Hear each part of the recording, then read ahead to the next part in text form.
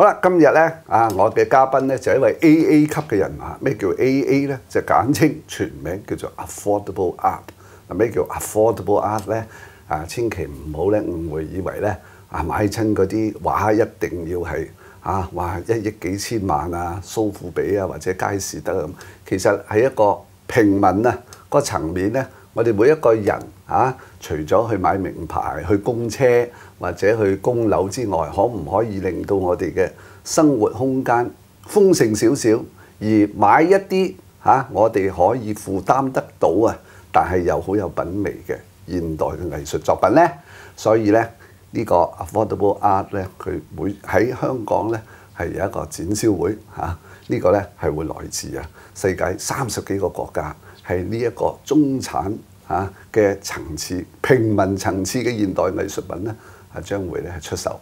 咁咧今日同我一齊嘅咧就係呢位主持人 Stephanie。Welcome here.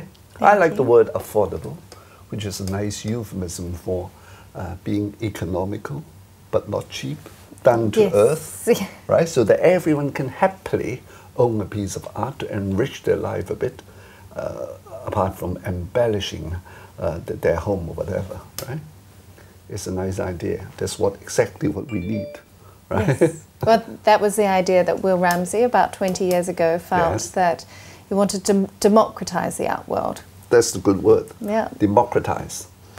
It doesn't belong to the elite, right? No, he said you don't need to be a millionaire to own art, and you don't need to have a degree in art history to understand art. Yes, that's right. Wow, I hate to say it, right? We want to Trumpize art. Donald Trump. No, what a bad association. I'm sorry about that. Some may say he's the voice of the people, although he's also been... he's the voice of the people. He's pioneering a sort of what some call it populist or civil revolution, right? Against the elite, against the rich and the pretentious, right?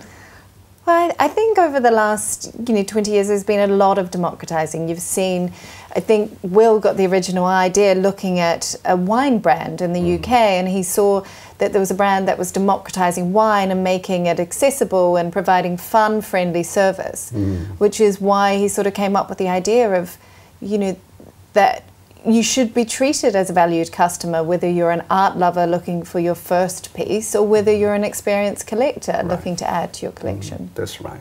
So it doesn't necessarily have to belong to what you call aristocracy or the nouveau riche, right?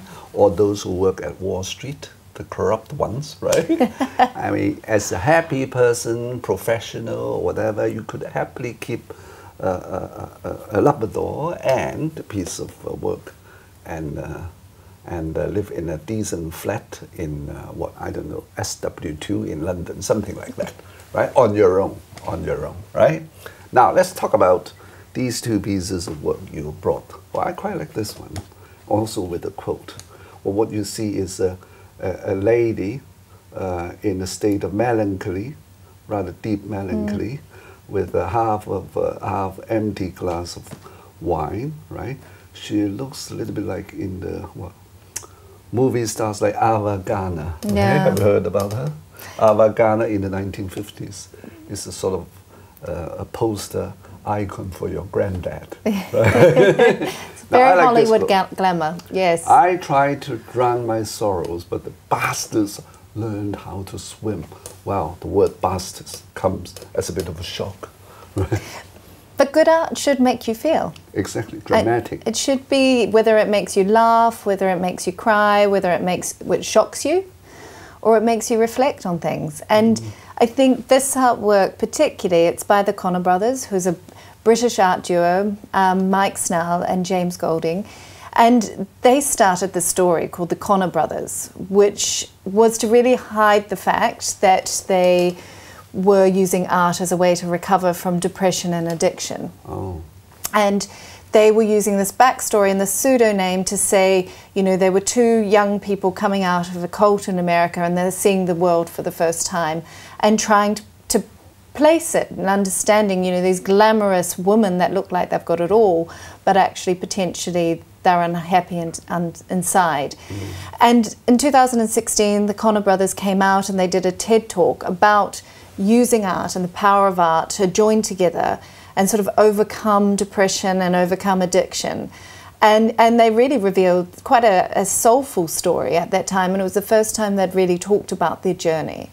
And it's one of the reasons why we've started our Friday night, which is new for this year, called For Art's Sake Friday, which is an evening where we want people to leave the hustle and bustle of Hong Kong, to come and immerse themselves in an evening of artist in action, and really to try and raise awareness of mental well-being and the importance and the power of art. And we're supporting 2 charities this year. We're supporting Joyful Mental Health Foundation and Sovereign Art Foundation. So there'll be 5 artists performing live, doing paintings throughout the evening, which will be sale for our charity. We have another Russian artist called Sergei Vronnev, who will be doing yoga life drawing. And we have one of our young talent Hong Kong alumni for 2014 called Vanessa Wong, and she's designed an artwork called Playground, and it's going on limited edition tote bags. And this work is talking about the role of motherhood and how her children have been able to provide that happiness in her life. So art heals, right? I think art enriches lives and it heals, and it does more than we think. Yeah, I think quite a few people, or we all need it, living in a world of chaos today. Yes. Although some argue that it's the other way around, taking examples as Van Gogh or Salvador Dali, they are loonies, a bit of a loonies themselves, aren't they? Right? All artists in general, I think, see things from a different perspective. Exactly. I think art creation or the creativity of art somehow borders upon, borders between a bit of a lunacy, fantasy, and wild imagination. That's Yes. why they are such an intriguing breed of people in the world. And a more important breed. Yes. I think as we move into the age of automation, where artificial intelligence is going to do a lot of the black and white and the office jobs that many of us have, I think art and creativity is becoming more important. Yes. Not only do we need diversity, but we need diversity of thought. I like the sort of conservative style of this visual piece of work. Right? She's got the fingers and the bracelets and whatever in the hairstyle, right? Yeah. Yeah, and the black sense of black humor, right? The bastards learn how to swim, right? There's this bit of a silver lining of optimism, Yes. right, and hope. If you know how to laugh things off, perhaps. Yes. Right, take things more easy. A little bit lighter. Yes. Right. Yes, that's the message. And this is the other one, which you claim or you told me you like. Now we could all see it's Henry VIII, right? The portrait of Henry VIII, which looks rather familiar, but it's the work of modern artists to add something to it, to enrich it. What amazes me is the title, Chop and Change. Right? Wow. It would not please a feminist very much. No, that's his Because philosophy on women. She had 6 wives, a womanizer, male chauvinist pick, the worst one in English or perhaps European history, and at least 2 or 3 lost their heads Yes. when they lost out of favor, right? Now, imagine that I'm a feminist. I would accuse you of glorifying male power, right? Eulogizing a male chauvinist pick and a sexist. However, I have to admit that I like the chop and change. It's typical British sense of black humor again, Yes. right? And I think you hark back to the Britishness as well. And this is a British print artist who's taken, you know, a famous painting of Henry VIII and put it onto a Shakespearean print. And actually, for me, And what the paper? the paper he's Is the using text of is the text, Shakespearean's, yes, of one of the plays, scene 1. And I think for me, what this artwork did was actually give me lots of memories of my time in London with going to the Globe, and also, you know, going to the National Portrait Gallery and seeing this painting in real life. So I think my mother would also question the role of the British male, but for me, really, it's about remembering my time in London. Well, I think the irony or perhaps the paradox is, well, he did bring about a pivotal moment of change in not only British but world history, because he brought about what he ushered a new era of liberalism, right? Because he split from the Roman Catholic Church, right? And he said, look, those who claim to be enemies of the Roman Vatican Church could come over here, including those who were skeptical about God and whatever. Yeah. So atheism grew in the UK because of him, right? And it brought about a few hundred years of Renaissance or free thinking, accidentally, without his own wish or his own intent. So he did bring about a new era of change, although he didn't mean to. The first liberal. Yes. Well, I mean, I suppose historical figures could be very controversial, right? So I remember when I used to live in the UK, the portrait of Henry VIII are everywhere. Everywhere. It's almost an icon of the country. Henry VIII and then Winston Churchill. Yes. Right? Both men, right? So you bought this in the UK? Yes. I bought this at the first Hong Kong Affordable Art Fair. So we have 119 galleries at the fair from all around the world.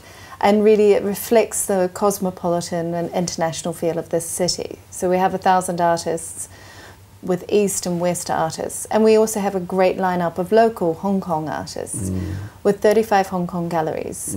We have a Young Talent Hong Kong platform, which is, for me, one of the highlights of the fair. And that's where I think you really take the pulse of Hong Kong, because artists are able to sort of articulate the mood and the feel of the city in a way that we can't capture with words.